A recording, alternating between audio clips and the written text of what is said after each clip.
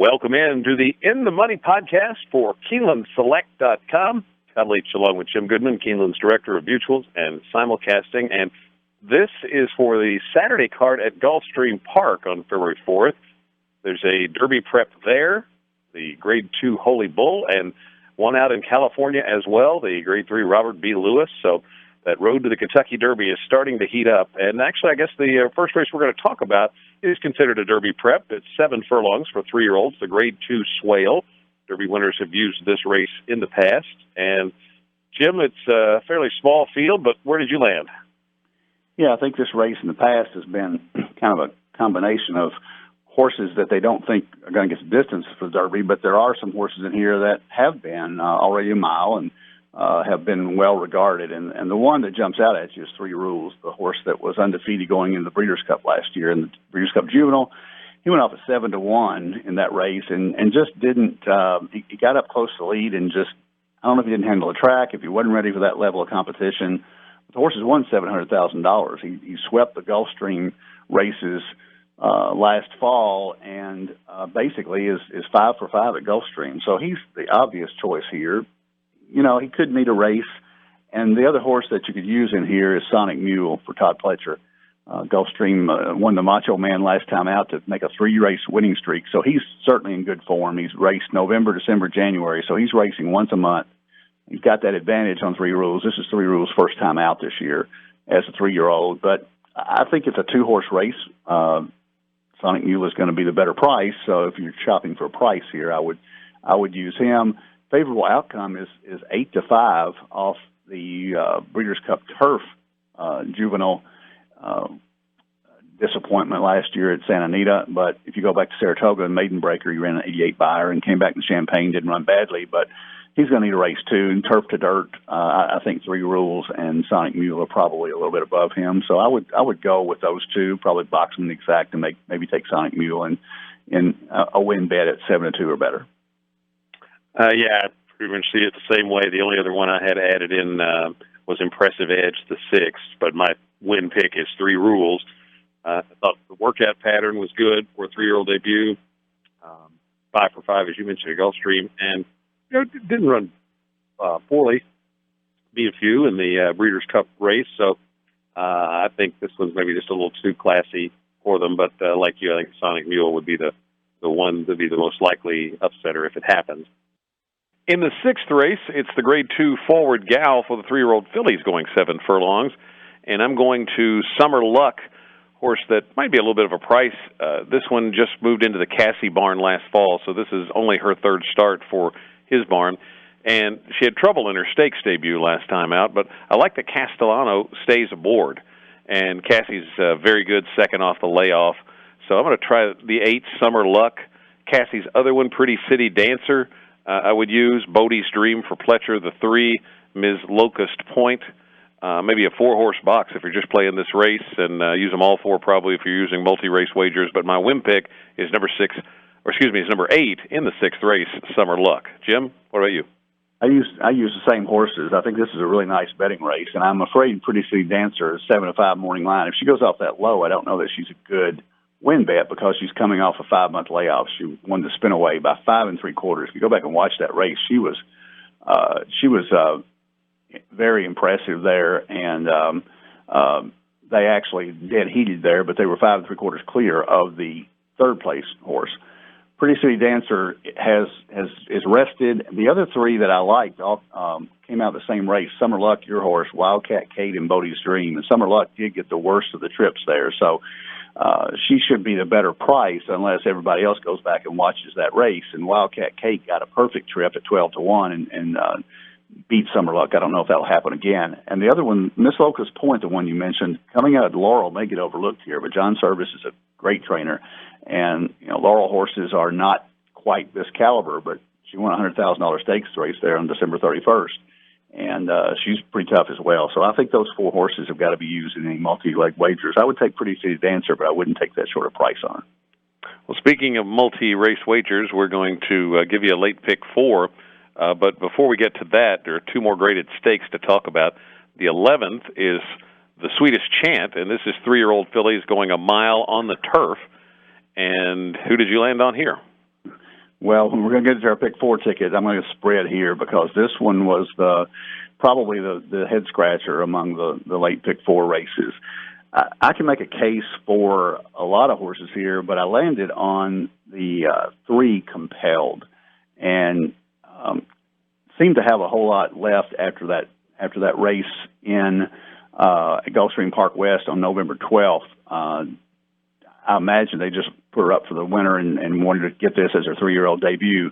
She won by 6.5, and it says in the comments, "Never asked easily." And I watched it back, and it was true. So she won that at 7-5, and she'll be a short price here for Tom Proctor. But she looks like if she's ready, I think she wins the race. If she's not ready, I think it's wide open. You got a couple of Chad Browns in here, Okinawa the 1, and Rimsky the 7. You've got to use them in any multi-leg wagers. Mo Justice the 4 had an easy maiden win at Tampa for Christophe Clement. 55, the 9 horse, and Tammet the 2 came out of the same race, and they finished right together. So as you can see, I've got a lot of horses listed here, so it's going to be a spread race in the pick 4. Compelled if she's ready. If she's not ready, I'd probably go with one of the Chad Brown horses.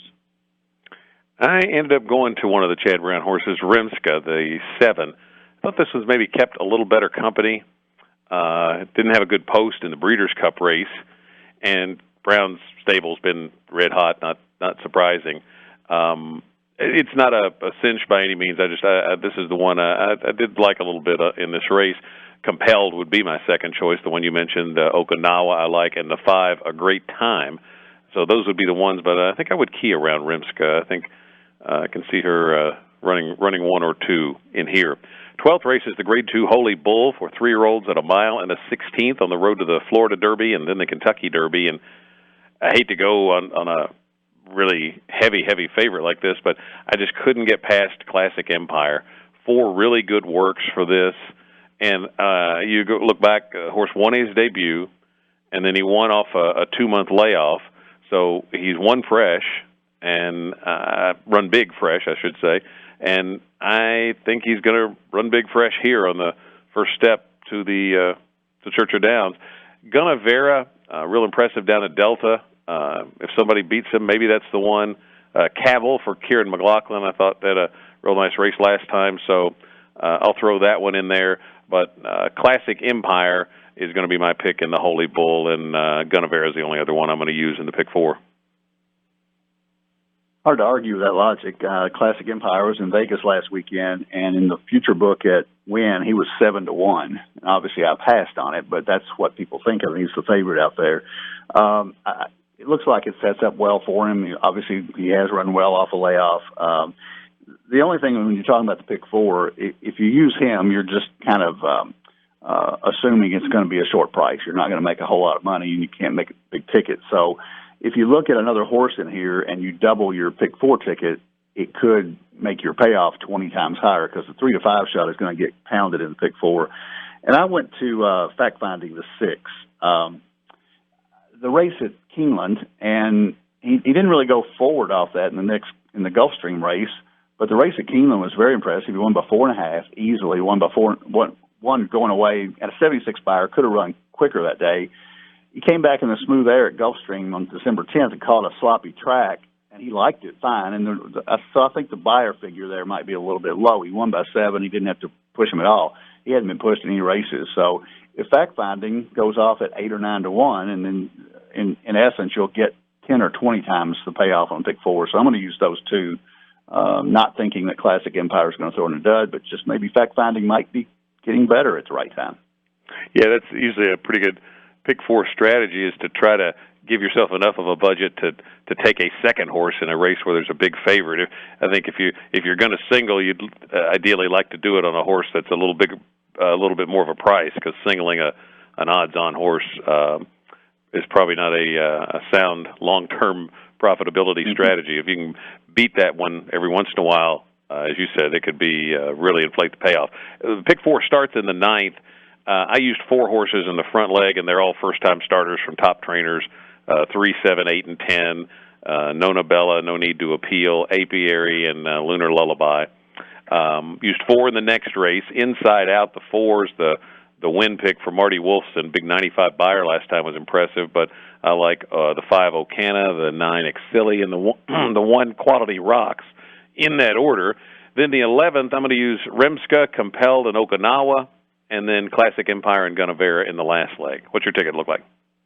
One thing that Gulfstream did, and Aqueduct is really good at this, and Saratoga in the summertime, they like to put the maiden special weights with a lot of first-time starters in the first leg of the pick four. So before you place your pick four wager, you can look and see which ones of these first-time starters are getting the quote-unquote smart money. You would assume that the ones with the big names are going to get it. I'm going to use 5 horses here unless the tote board tells me otherwise. I'm going to use the 1, Blame the Law, assuming that the last race was a throwout for Michael Tomlinson.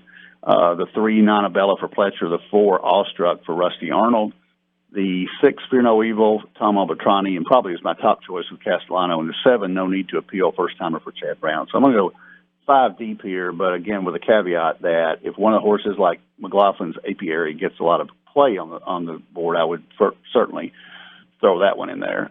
In the 10th race, I'm assuming that Quality Rocks needs one. He's been off since May 30th of 2015. If he was in form, I would pick him as a single. I'm going to use him in here, just assuming Mott's going to have him close to ready. But I'm also going to go with the 6, Seeking Treasure for Doug Matthews, and the 9 horse Exili for Christophe Clement. And Exili, because of recent form, would be my top pick in there. So 1, 3, 4, 6, 7 in the first with 1, 6, 9. I'm going to use 5 horses in the third leg. I could go deeper than that if you want to spend more money, because I do think it's a wide open race, and it's the horses that I basically talked about in there. The 1 horse Okinawa for Chad Brown, Tammet, the 2, 3 Compelled is my top choice, and then 7 Rimska for Chad Brown and 9 55 on the outside. And then I would go 3, 6 in the last leg. Just singling the 3 cost me $37.50, and the 6 is $37.50 more. And how many times have you looked at a pick 4 and saying, man, I wish I'd spent more? So I'm going to spend $75, root against the favorite a little bit in the end. So 1, 3, 4, 6, 7 with 1, 6, 9 with 1, 2, 3, 7, 9 with 3, 6. Best of luck on your wagers on the Saturday card, and we'll be back next week for another edition of the In the Money podcast for KeenelandSelect.com.